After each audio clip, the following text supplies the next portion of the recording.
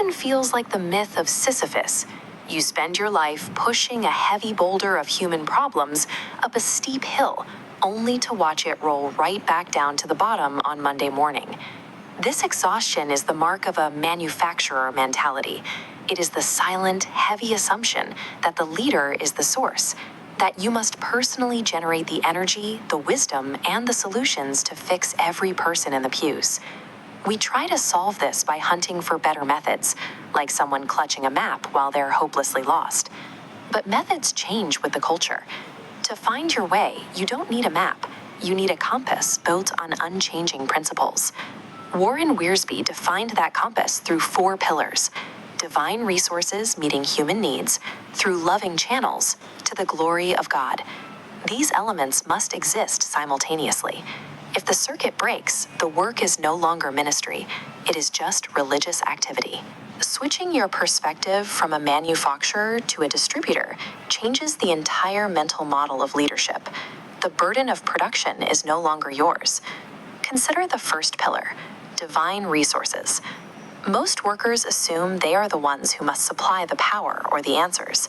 They check their own talent and stamina to see if it's enough to cover the need. We see this panic in the biblical feeding of the 5,000. Seeing the massive, hungry crowd, they checked their own pockets and their own supply. Realizing they were broke, they advised Jesus to send the crowd away. But Jesus didn't ask them to create food. He multiplied the loaves and fish in his own hands, and then gave the portions to the disciples. They were used strictly for distribution. The difference is visible in these 2 models. The manufacturer relies on a closed, self-depleting loop. The distributor mentality begins with accepting your own absolute bankruptcy and choosing to simply pass along God's infinite grace. When you accept that you are merely a distributor, new challenges stop being threats. You aren't responsible for the supply, so you can't run out of what God provides. The second pillar is human needs. While people have physical and emotional burdens, their deepest root need is a right relationship with God. Solving a surface-level crisis for someone is a stopgap. It keeps them afloat until the next crisis arrives.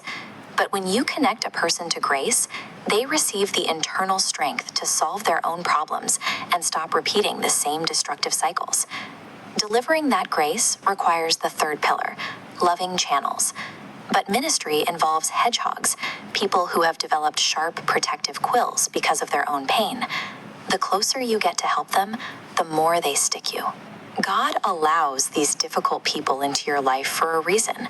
They serve to refine your patience and force you to depend on the Holy Spirit for a love that doesn't exist in your natural temperament.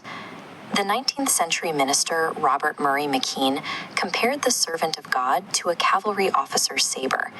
The weapon must be kept polished and sharp to be effective. He famously said, "A holy minister is an awful weapon in the hand of God."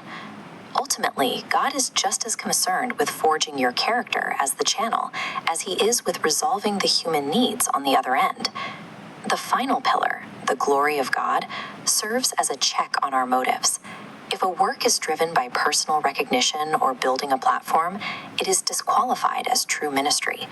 If a ministry's success can be entirely explained by a leader's charisma, business tactics, or sheer effort, then human hands did the work.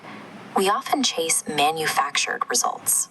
On the left, results are static blocks, calculated and manipulated through formulas, but lacking life. Compare that to biblical fruit on the right. Fruit contains the seed of life. It multiplies organically, growing long after the initial effort. Seeking God's glory alone acts as a safeguard. It ensures you are planting a living garden rather than building an ego-driven empire. Operating as a holy, loving distributor turns the scriptural promise of a light burden into a tangible experience. You are no longer dragging a weight you were never meant to carry. The fastest way to lose this piece is to start people watching. Comparing your church, your workload, or your success to others destroys your distributor mentality and breeds immediate bitterness. Ephesians 2:10 tells us that God specifically engineered your genetic structure, your strengths, and even your limitations for a precise, preordained task. Because of that unique wiring, you don't need to possess every skill or imitate a celebrity pastor. You only need to deploy your specific talents faithfully. Real freedom in ministry begins when you abandon the pressure to be the manufacturer. Put Christ first, others second, and yourself last as a polished instrument in His hands.